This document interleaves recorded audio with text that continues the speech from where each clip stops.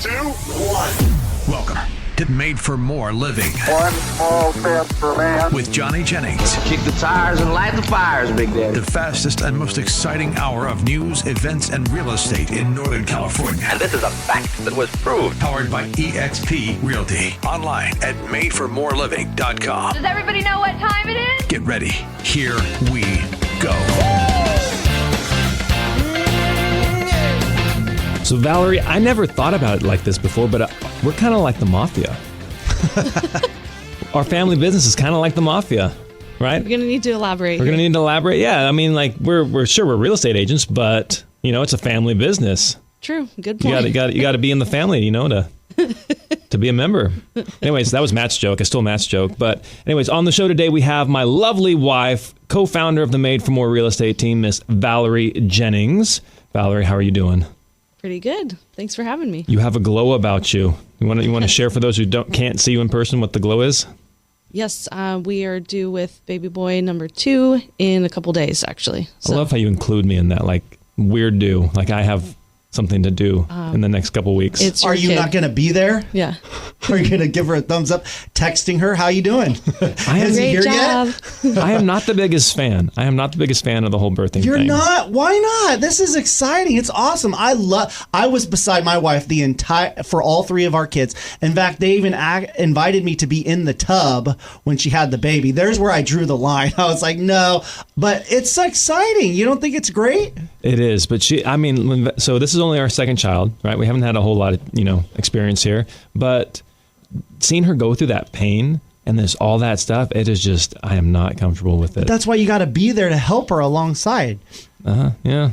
He doesn't have a very... I like the old classic way where the dude's sitting out smoking a cigar and then they're like, hey, come on in, meet your kid. I'm like, okay, that's good for me. That's good for me. Do you think it's beneficial to have him beside you? Yeah, that's a good question. Do you like me there? Yeah, 100%. Otherwise, I'm, by myself. I could see that being lonely. One of the things that my wife really appreciated with me is that I counted down the contractions. So I told her, hey, babe, 15 more seconds, and it's going to end. She appreciated knowing that it was going to end. That's helpful, yeah. You would like that? Well, learn how long the contractions are, how long they should be, and then encourage her, hey, you got this one. That's what helped my wife. She said, I'm also super squeamish. Like, I didn't used to be this way, but I'm taking your man card after the show. I know, right? So, like, we've talked before about how I gave blood, actually plasma, to help pay for Valerie's diamond ring, right? Like, I was like, okay, just hook it up. We're doing this twice a week, every week for a long, long time, and it wasn't a big deal. But now, like, you try to stick me with a needle, I'm like, I get woozy and like I'm gonna pass out. So I don't know what changed between now and then, but that's another thing because it's not exactly like the most. I don't know. They're not right. They don't come out wrapped up in a clean blanket, ready to go. Like they come out plugged in. You know. Wow, I don't think I've ever heard it put that way. They're 100% plugged in. Yeah, there we go. Absolutely. They're plugged in, and I got. It was called catching. Mm-hmm. So I was the catcher. Oh, that's cool. For Jack, for our first. And, did you cut the umbilical cord? I did. See, that's cool. That was crazy. I had no idea. Like I thought it would just be like a little clip. Did you go through health class in 5th grade? No. Okay, see, that's the problem. Through it, probably. You missed that class. No, but when I was cutting the umbilical cord, like this is like a sharp whatever it is. It was like scissors. But I had no idea. Like I was like bearing down like it was a piece of rope. Yeah. Like if you ever cut rope before, I had no idea. No idea. But anyways, one of my favorite all-time photos of Valerie is right after Jack was born. So imagine being like a new mother, like you've heard all your life, hey, I'm going to grow life, and then all of a sudden she gives birth to this new life, and then I grab him and I put him up on her chest immediately, and her face is just like one of utter surprise. Like she's got this surprised look, and she stayed like that for almost a minute. Mm-hmm. And so they were able to capture a photo of her because she was just shocked that, oh my gosh, this moment that I've been thinking about for my whole life just came true, and I have this little life. And it was you're tearing up over there. Oh my gosh, stop. It was special. It was special. Matt, where did your wife we give birth? We gave birth at birth. My wife's children were all had water births. So they were all born in the water. And that way my wife didn't have to take any of the epidurals or anything, which she didn't want to do. So she did it without any painkillers. Without any painkillers. Ooh. And the water helped. And she had 2 at the Davis Birth Center, and then she had 1 at the California Birth Center in Rockland. No kidding. Well, actually, no, I take that back. The construction was not completely built yet, so they had to deliver a tub to our house. So she actually had Ruby, our daughter, in her bedroom. Wow. With our other 2 kids watching. And it was great. It was awesome because that night she got to sleep in her own bed and just hold the baby, and it was cool. And the next night I had an event, and it was just cool. That's wild. So I think that's the way it's supposed to be. Have you guys watched that show, The Midwives? That's one of my wife's favorite show. It's about... We don't have TV, so... Oh, that's Sorry. right. You don't? No. Oh, good for you. Wow, you're better than all of us. No, we're just out of touch with pop culture. Well, Yes. anyways, it's this show about midwives and how babies used to be born that way for the most part. You didn't rush to a hospital to have your baby. Someone would come to your home, or maybe it was just the husband or someone or a neighbor, and they would help you deliver the baby. And it's just interesting, those stories that come about from that. And so this is kind of what we're kind of going back to the way it used to be, you know. A lot of the doctors at the birth center say having a baby is something just natural. It's supposed to be something just natural that happens. It doesn't need to be this huge, procedure per se. It's just something that women are born to do, and it just happens naturally. And you need a little bit of assistance, especially if a problem happens, if there's issues, you want to be able to have a hospital nearby or a medical professional. I have a friend, and he said, are you going to deliver in a hospital? And the friend was like, my wife is pregnant. She's not sick. Like, I don't have to take her to a hospital, a sick factory. Right.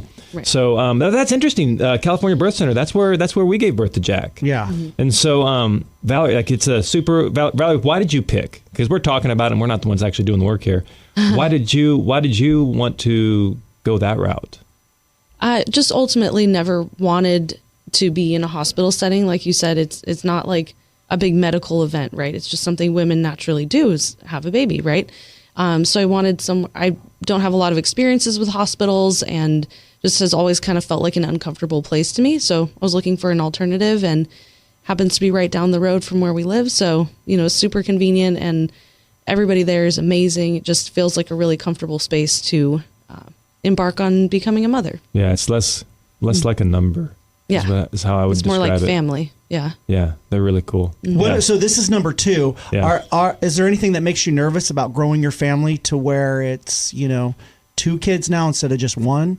Time. Now you're equally matched. Time. Time. Yeah. So because again, we're in the family business, right? We got our little real estate mafia thing going on, and it's just like, Valary, like, what were you doing last night? Like, when would you say you went to bed last night?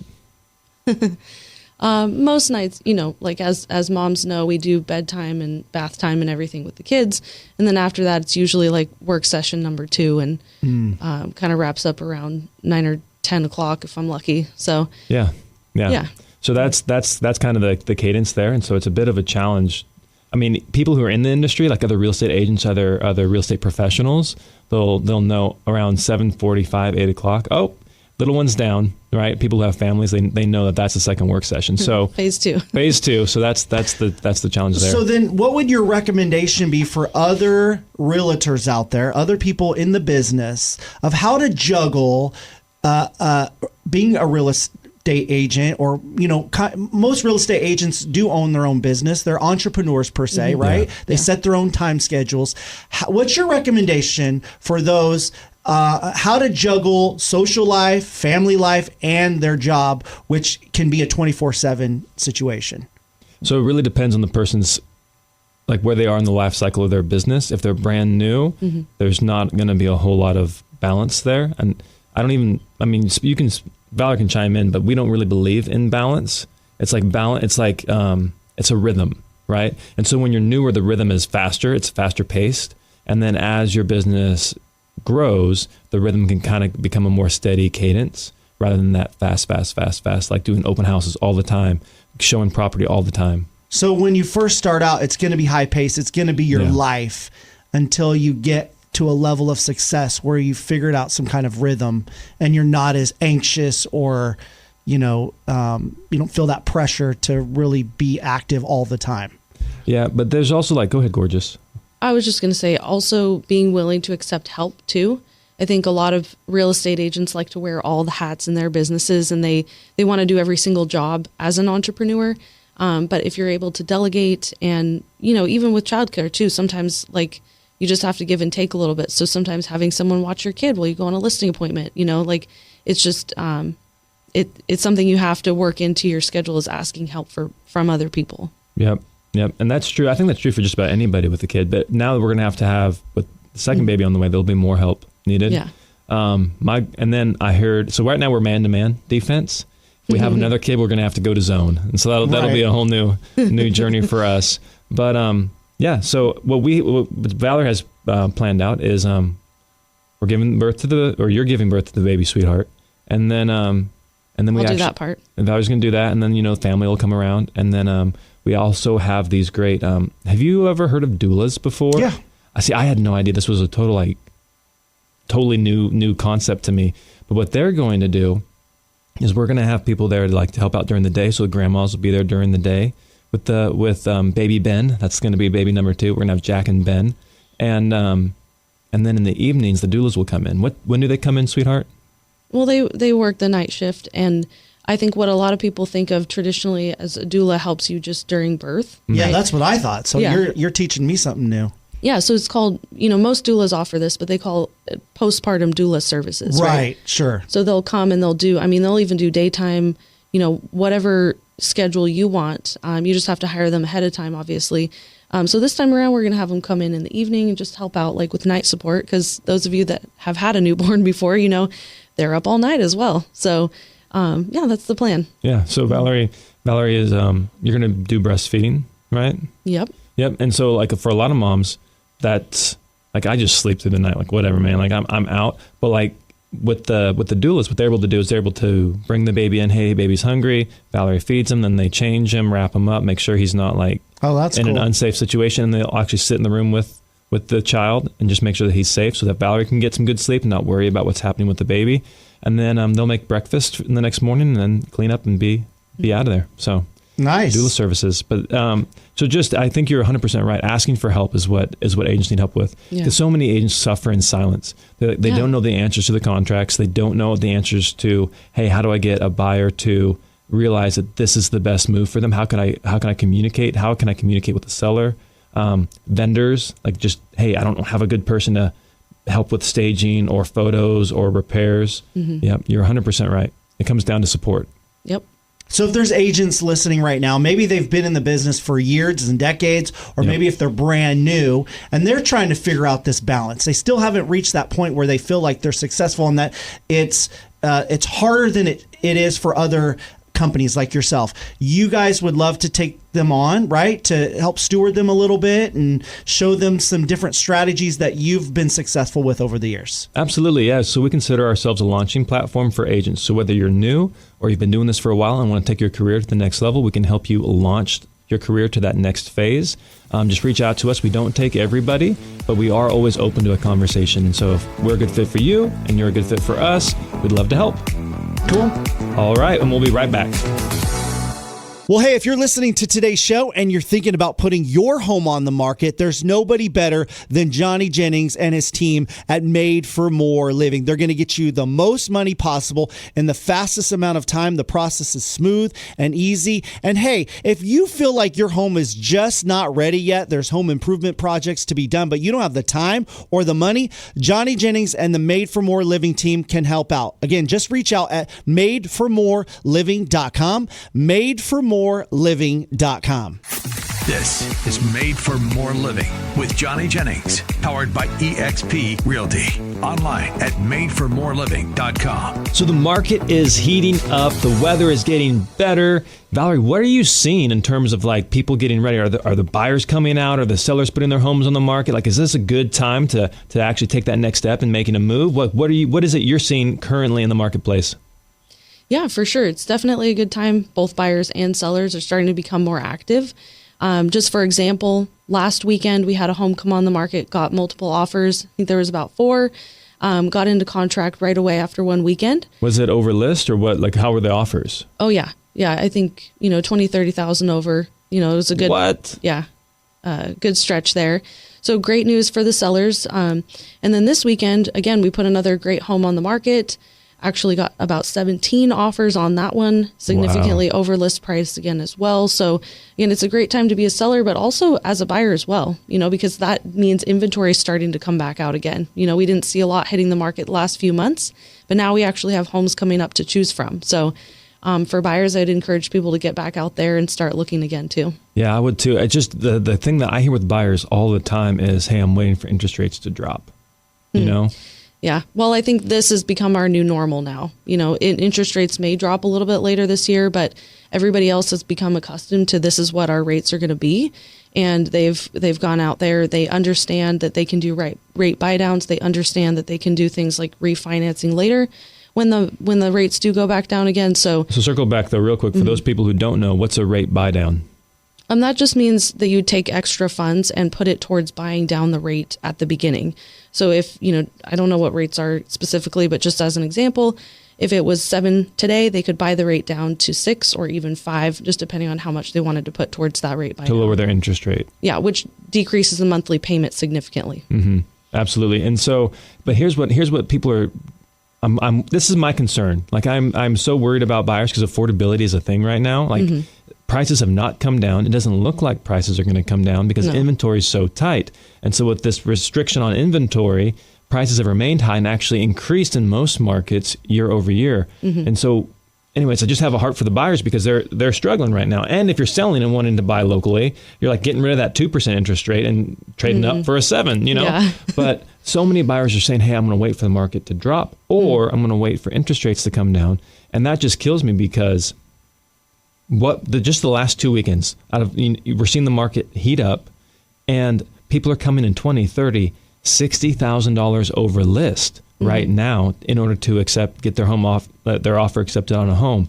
So the longer you wait, the more the market's heating up, the more you're going to have to come in over list. Like even if interest rates do drop, your monthly is still going to be higher because prices are continuing to go up. And you're still having to come in with a strong offer. So it really doesn't make financial sense in today's market to wait. Right. Would you agree? Well, for sure. Yeah. And I mean, even if you think back to the people that they didn't want the competition of the 2021 market, right? Yeah. They're like, buying a home is my goal in the next few years, but I don't want to compete with all these people. Well, the competition's still there 3 years later. Like nothing has changed. We still have competition going on in the market. So really, like if you're planning to wait, how much longer are you going to wait? That's a good point. Yeah. How much longer are you going to wait? Like when's the market going to be right? And only you can really answer that. But if you're waiting on something external to happen, like, hey, if this person gets elected or if this person doesn't get elected or if interest rates hit this price point, then I'll make a move. But it's just so tough because the people who waited wish they would have gotten in. Yeah. Right. What's that old proverb? The best time to plant a tree was 30 years ago. Yeah. The second best time to plant a tree is today. Now. Yeah, because I've heard some people say that if the interest rates do lower, then that's just going to cause the home prices to go up. Is that Absolutely. True? What's your perspective on that? Oh my gosh, 100%. Because all you've done is now the people who had the buying power are now able to take that monthly and now apply it to a higher purchase price. And so, if interest rates do go down, prices will go up. Prices are going up regardless of if interest rates come down. So just imagine what would happen. You'd just be pouring gasoline on a fire at that point.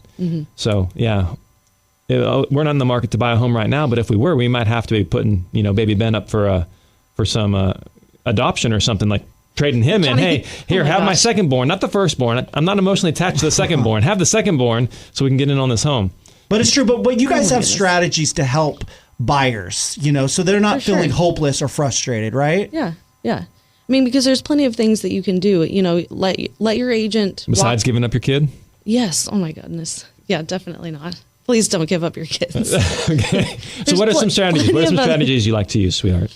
Well, for example, just figuring out what's important to the seller, because a lot of sellers are, if they're selling that home, they're buying something else, or they're moving across the country, or whatever they're doing, right? So sometimes time is incredibly important to sellers. So if you're able to maybe offer a little bit less on the price, but give them the amount of time that they're looking for to get moved out, That's one strategy.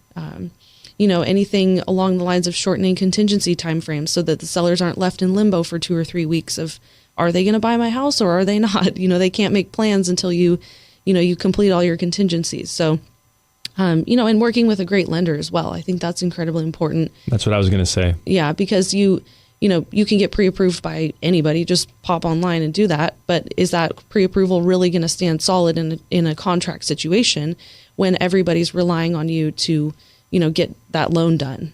So, yep. So a great local lender goes a long way. 100%. Like we had the 17 offers, and I'm going through the pre-approvals, and I'm like, I don't know who this is. Who's that? Yeah. Is this legit? This is a weird. This looks like they just made it on their Google Word doc. Is this even a pre-approval? I don't even know who this person is. Like this lending company, and then you get to the pre-approvals. You're like, oh, that person is legit qualified to buy this home. They'll get the deal done. They'll get the deal done.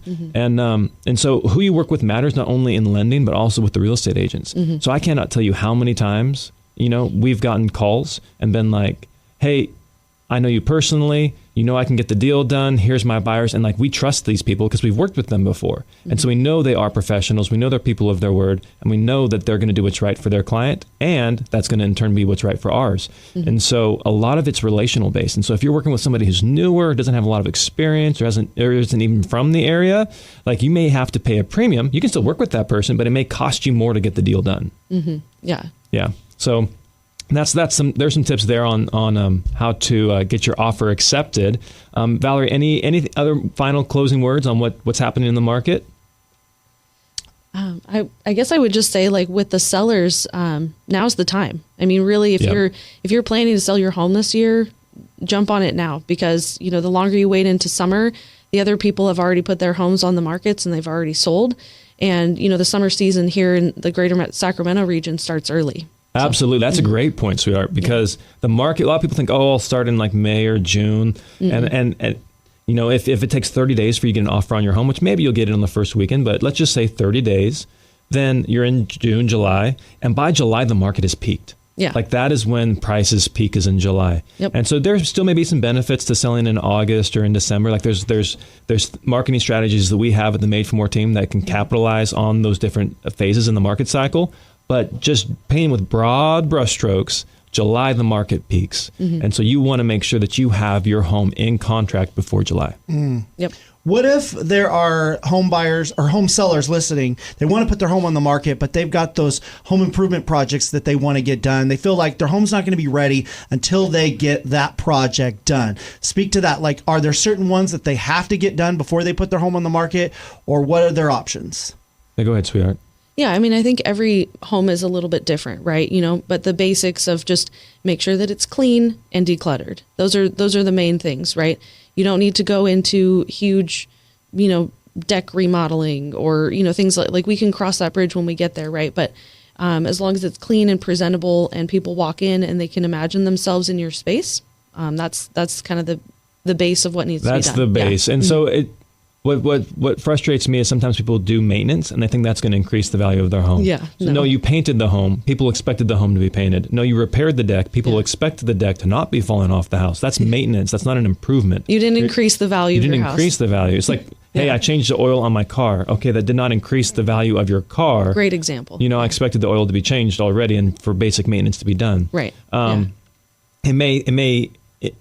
You won't have to necessarily deal with those issues in escrow, but that doesn't take your home from being worth X to X plus $20,000. Okay, and so are you saying they should take care of those issues now before thinking about putting their home on the market? So what I would say is get a home inspection. Get a home pest and roof inspection.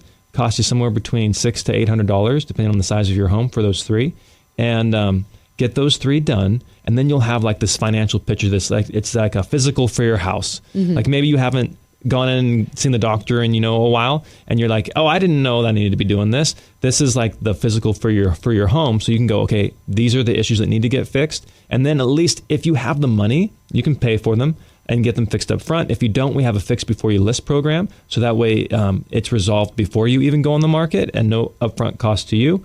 Or at least then you can present it to the buyers. If you do nothing, you can at least present it to the buyer and say, hey, here's this current status of the house. Here's the condition of the home. Make your offers based on this information. So that way you don't get 2-3 weeks into it and then all of a sudden there's a surprise.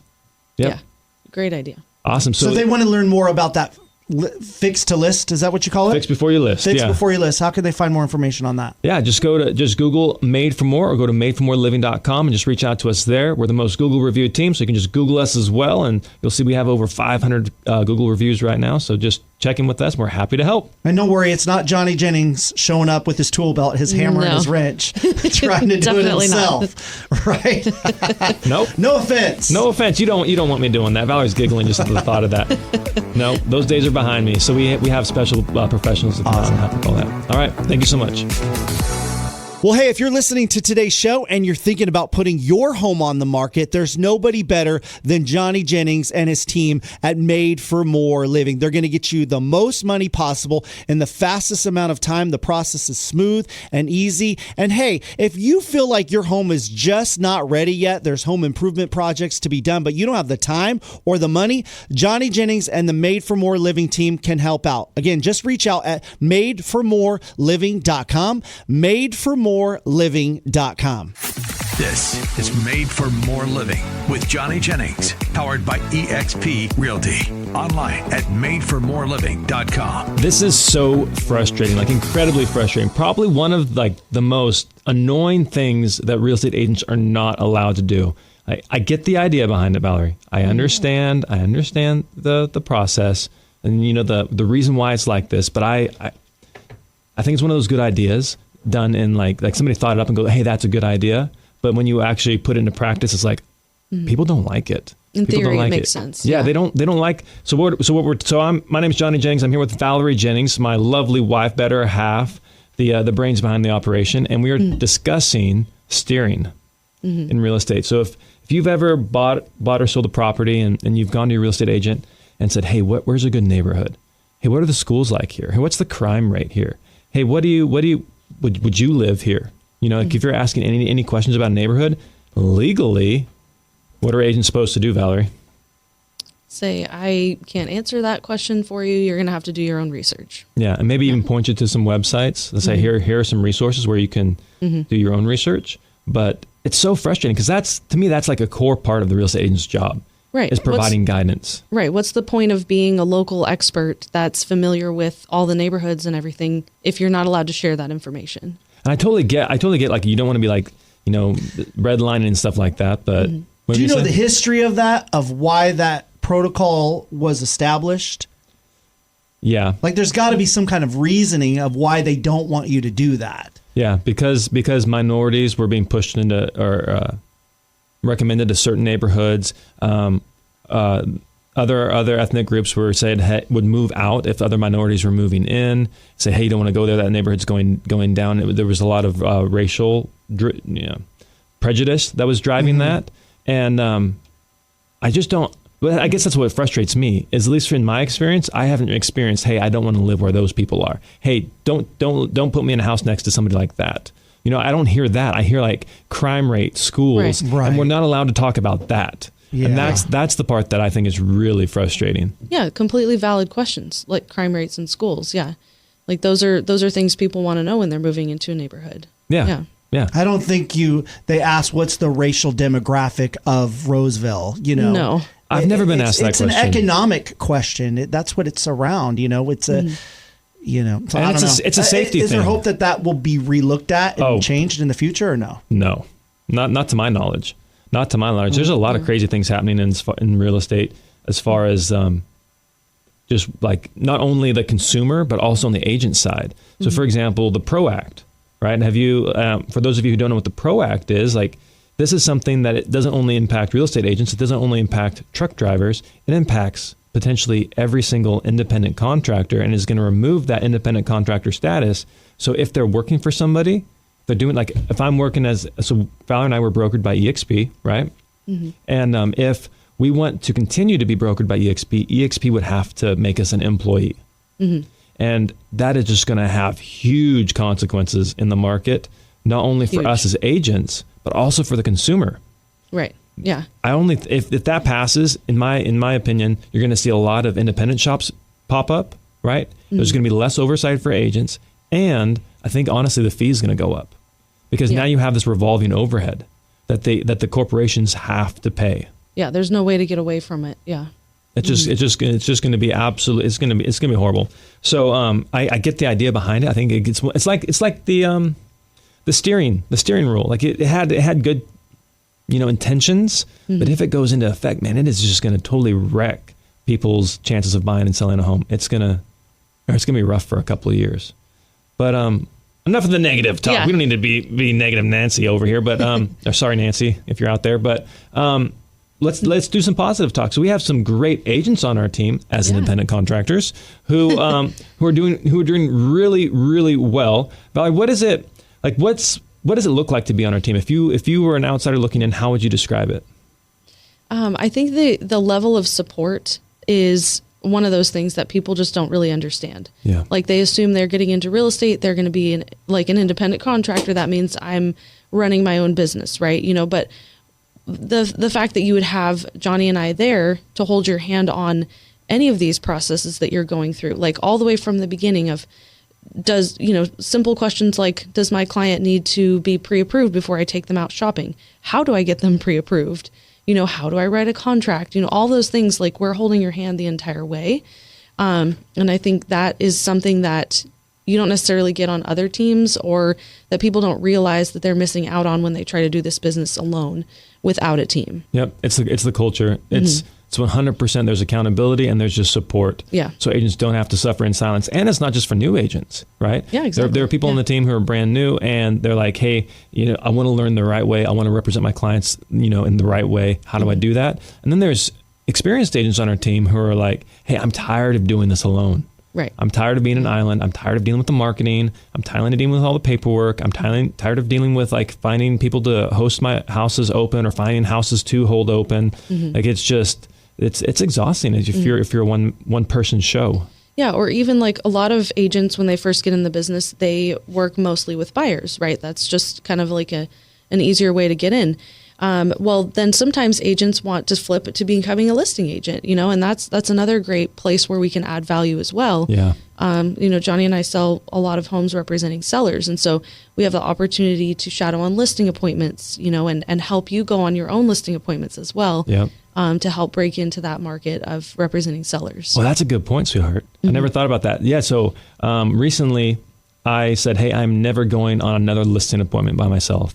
I do not want to go on a listing appointment by myself, because if I'm going, like, I know what I'm doing, Right. but it doesn't help anybody else on our team. Right. And so from now on, and it's safer, I think, going with more than one person. True. And so now moving forward, there's always going to be at least one agent with me who's going on a listing appointment. So I went to a listing appointment in Grass Valley. I went to a listing appointment with somebody else in Yuba City. I have another one coming up in Galt. And so like there's always going to be somebody with me. So that gives them the opportunity to learn, not just watch a video or sit in a classroom and learn about it, but to go on the appointment, see how it's conducted, see how we handle the questions that sellers have and stuff. And so, I think that's a lot of fun, because the typical agent, especially brand new, maybe goes on one listing appointment, maybe 4 in a given year, you know, and we go on them like almost daily. And so just imagine how the value that a new agent would have. Oh man, I wish I had that.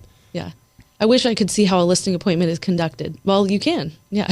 From start to finish. So we partnered with Tom Daves a while back, like legend in the industry. I just always looked up to him. I was like, oh man, I just wish I could learn his listing presentation. And then I remember the first time I went on a listing appointment with him, I was like, wow, this guy, starstruck. Hey, can you sign my hat, Tom? Can you sign my hat? Like, he is just such a good listing. He's such a good agent. He's probably one of the top agents in the country in terms of number of appointments gone on. Yeah. Like he's been licensed in 1977. Anyways, I'll get off the little fanboy moment, but if I had that opportunity, like we're 8 years in, almost 9 years into our career. If I had that year one, oh my gosh, I would be so much further ahead than I am right now. If I had the opportunity to shadow it like a Tom Daves, not that I am a Tom Daves. If I just had the opportunity to shadow people on listing appointments, that's a closely held secret. It is. Yeah. People do. Yeah. That is like, that's like intellectual property. Because I think there's a lot of agents maybe that are listening that think, well, maybe more experienced agents or teams like you guys, they're too busy to sit there and show me the ropes or teach me new strategies, or maybe they think I'm trying to interfere or interrupt their business and try to latch on to their success. But you guys don't feel that way at all, right? Nope.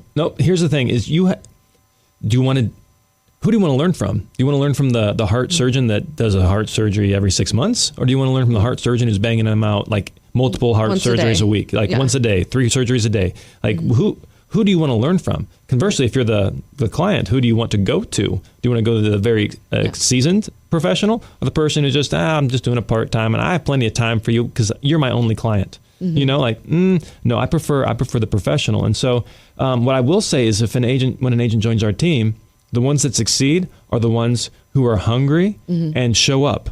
Yeah. If you expect passively for Valary and I to hold your hand and walk you through everything and call you 3 times a day and check in on you, those are the agents who don't do so well. But the agents who show up and are like, hey, I want to learn this. Hey, I'm available to go see this listing appointment on a Sunday night in Yuba.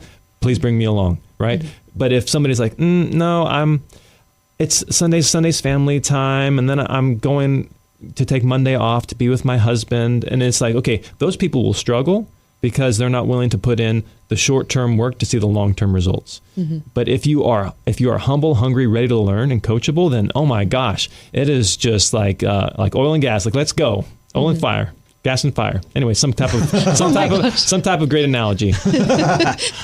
Oh, Johnny. But that's cool. Yeah. So if you're an agent and you're considering leveling up your business, just please have a conversation with us. We'd love to explain to you how we help agents go from selling a couple houses a year to doing $5, $6, $8 million a year in production. So we'd love to have a conversation with you. We're looking to partner with great people.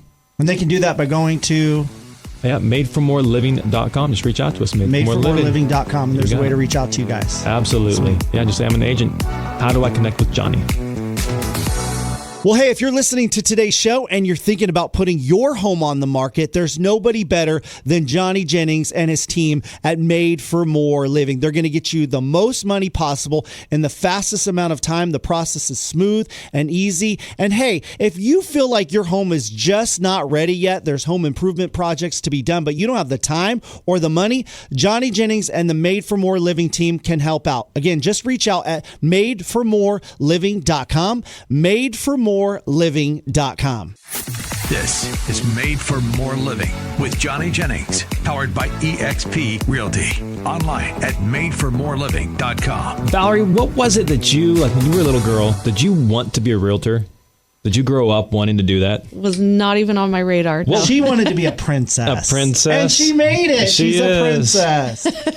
Queen Valary, what is it you wanted to do? I wanted to be a photographer first. Like what type of photographer? Homes? No.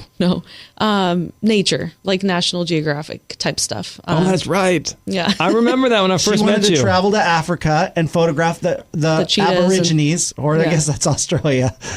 The cheetahs and great mountains and all that kind of stuff. I remember that. Oh gosh, going back in the files, because when I first met Valary, she was living at home, freshman in college, and she had all these National Geographic magazines. And you had the goal of lining having a shelf along the top of your bedroom and having them all filled with National Geographic, right? Correct, yeah. Wow. I was a fan. Yeah. Do you guys still have National Geographic in the house, or they're all gone? No, this is okay. This is a great story. This is one of my favorite Valary stories, and it has nothing to do with Valary. It's all about me.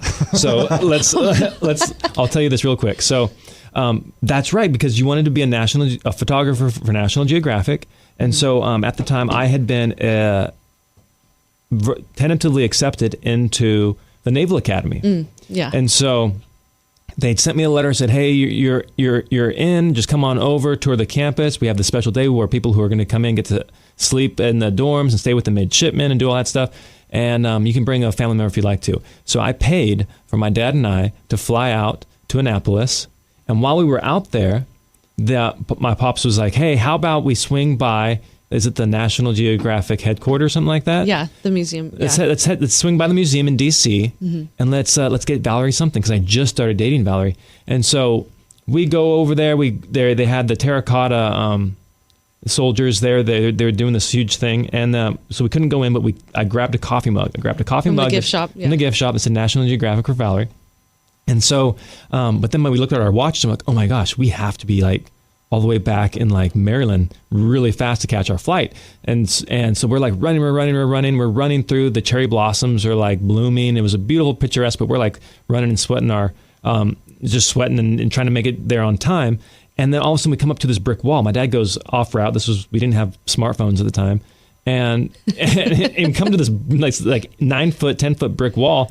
And he's like, let's just hop over. And I'm like, okay. And so he takes his backpack. He takes his backpack off and just chucks it over this brick wall. We don't know what's on the other side of this brick wall. He just chucks it over. And I'm like, well, I'm not going to chuck mine. I have Valary's cup in there. And so I keep the backpack on. I pull up over the side of the brick wall. And I look over. Do you know what was on the other side of the wall, Matt? A freeway. Oh man! It was a freeway, but it was like stops traffic, and so that's why we couldn't hear like the buzz of traffic. And so it was a legit freeway, and his backpack's just laying out there in the middle of the freeway. I'm like, Pops, what have we done? and so imagine sitting in your car, like just regular Saturday, stuck in traffic or whatever day it was. And all of a sudden, a backpack just comes soaring in over the top of this wall. And so he grabs his backpack. We weave in and out, and we still have the cup to this day. But anyways, yeah. And you made your flight on time. And I made my flight on time. There you go. And if you want Johnny Jennings to be your real estate agent, reach out to Made for More Living. I'll get you National Geographic cup. I go the extra mile. He will do whatever it takes. That's right. Whatever it takes. Even Hopping running over across the brick freeway. walls, risking his life on the freeway. Yeah. But now that we've been doing this for a while, I mean, most people, in my experience, have transitioned out of another industry into real estate, unless they grew up in it or unless they decided out the gate, right out of high school, this is what I want to do. They typically transition into the industry. So you're not alone in that, sweetheart. I mean, I used to want to be a PE teacher, right? Yep. I used to think it'd be cool to get paid to watch kids peg each other with balls all day, but here we are. But life takes some unexpected turns, right? And so... So how did you make that transition or turn? What was it? Well, yeah, it took time. I think being in it together and, in the transition, it doesn't happen overnight, because you go from getting a paycheck every 2 weeks or however often you get paid to now you're self-employed, right? So it does take some adjustment and some forethought. Yeah, I sure. read this little purple book. It's really, really famous. It's titled Rich Dad, Poor Dad. Have you heard about this book? Well, don't read it or else it'll make you want to become a realtor. But I read this book and it totally was a paradigm shift. Like my life was going down one track and then boom, it just clicked over to a different track. And because both my parents were teachers. And so I always thought you just worked for somebody. You got a stable job, the job event, you worked there long enough, you got retirement, and there's your life cycle. And Valary's parents also worked as employees for corporations. And so that just was how we were raised. And so I read this and I was like, wait, there's another option? Why did I not learn this in school? And so Valary and I transitioned out of the industries we were in. Valary was, you had this illustrious job, right? What were you doing? Substitute teaching. You were substitute teaching and also, substitute teaching and working. Talk about a tough job. Oh my gosh. Man. That's like being a teacher is really hard in today's market, today's industry, today's time. But substitute teaching is just even that much harder. But anyways, Valary was substitute teaching and I was working in oil and gas. And so transitioned out into real estate. And that's actually how Valary got involved, right? Like we realized, hey, I'm too busy during the day to do both the paperwork and the clients and the lead generation and all that stuff. Like I need some help. Right. And so then we ended up partnering up and never looked back. Yeah. And now we've been in the industry almost 9 years, have one kid on the way, and life's interesting. Yeah, and I'm sure, being a substitute teacher, working in the gas and oil fields, that can be very adventurous. But working in real estate can be very adventurous as well, right? What are some of the stories that you've encountered by just being out in this in the field per se that you've encountered or experienced? Yeah, there's there's some scary situations. Like homeless people. I've been in homes where it's like people are like legit doing drugs out in the middle of nowhere, and I was for a while there. I used to actually carry when I would go on appointments. I haven't done that for a while, but have you ever had something accidental or? Yeah, Valary has a funny story though. A little bit more funny. Yeah, I laugh at my ridiculousness, but I'm up showing property in Colfax, and so the cell service is like not that great.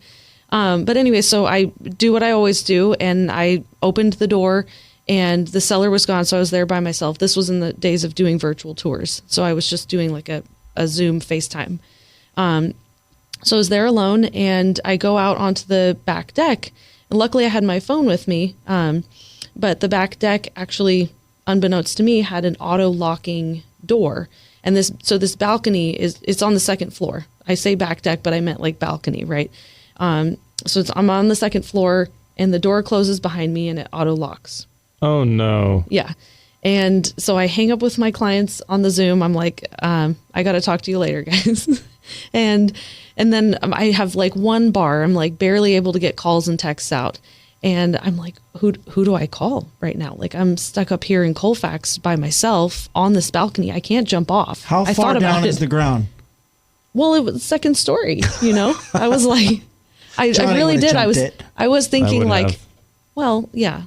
So your I didn't want options to are break her either the gutters, jump, which you can break a leg, and you could break the window, right? Is that going through your mind? What are my Yeah. options here? Yeah. So I called the listing agent. I was like, hey, tell the seller to come back and let me, unlock the door for me. There's some things you're leaving out, though. One of them, your phone was almost dead.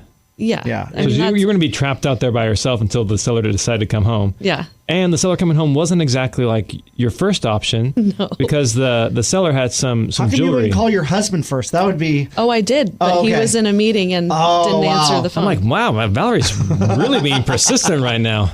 Come on, guys, let's play the next hand. We were playing some game. But anyways, the seller actually had some ankle jewelry. yes. Yeah, they had a little ankle bracelet on them. She was on house arrest, and didn't necessarily want her to come back, but she did end up coming back and helping me out.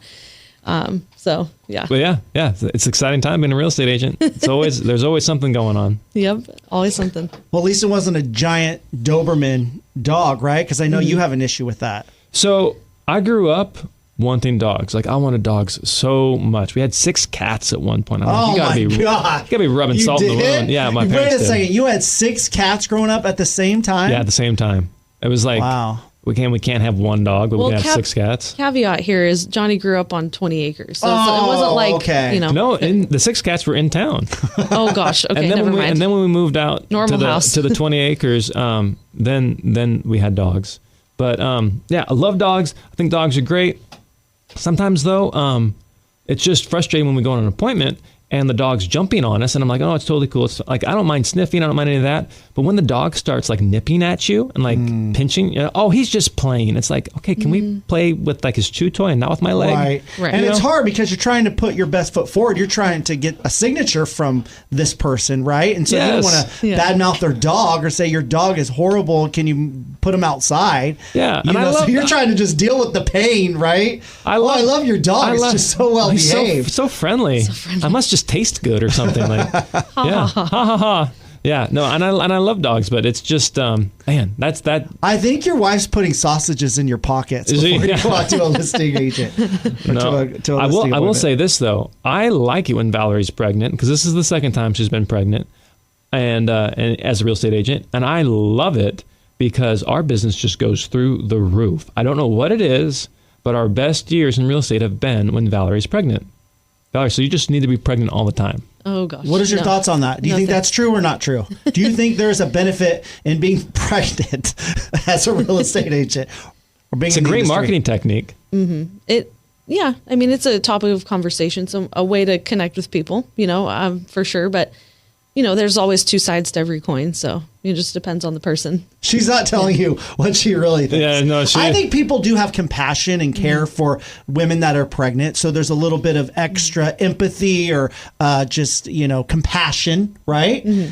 But it could be, like you said, the other side could be that, they think, well, if you're going to be pregnant, you're going to be too busy to be able to work hard for me. So there's that side as well, right? Yeah.